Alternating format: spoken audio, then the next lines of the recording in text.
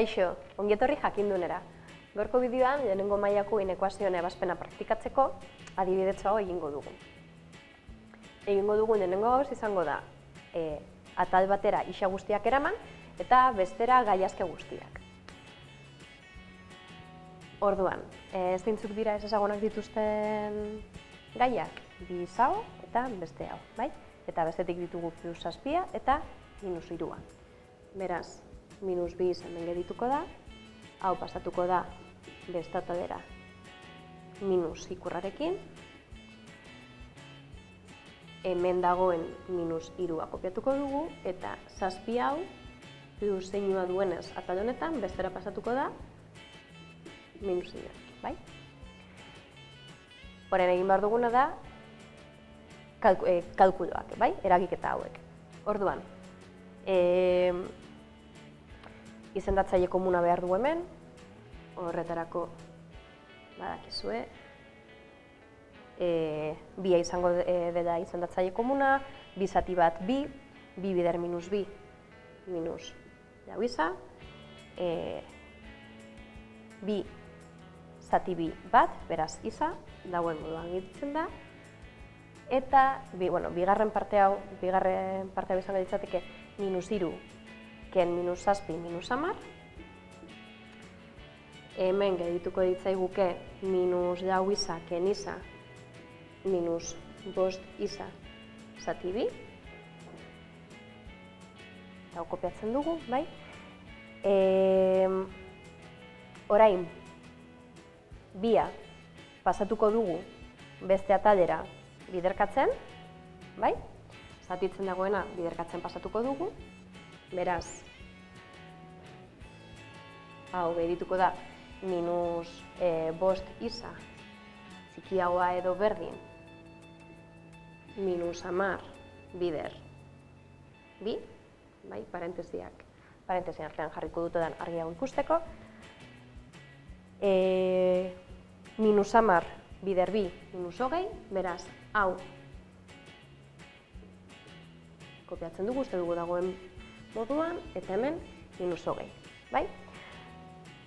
Orduan, orain badaukagu alde batetik guztiz simplifikatuta denengo, guztiz agurtuta gure denengo inekuazioa, bai?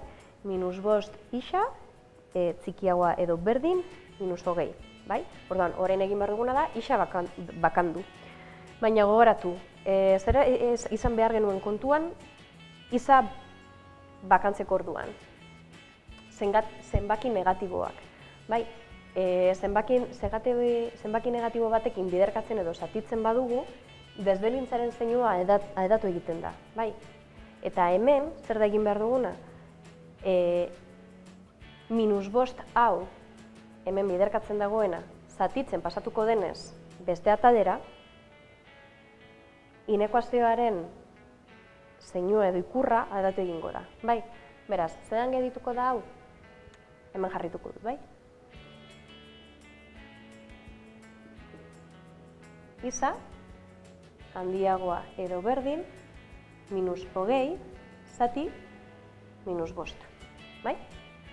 Orduan, orain faltatzen zaigu bakarrik eragiketa hau egitea, isa, minus zati minus plus, 20 zati 5, jau, bai?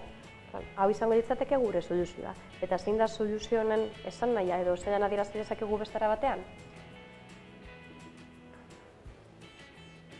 Zenbaki errealen lerro zuzenean, bai? Bueno, orduan, gure lerro zuzenean jartzen dugu adibidez. Hemen 0 dagoela, bai? Beraz, hemen egongo da minus infinitua. Hemen jarriko dugu gure soluzioa, bai? Minus haua. Hemen plus infinitoa egongo da, eta zer esaten digu adierazpen honek?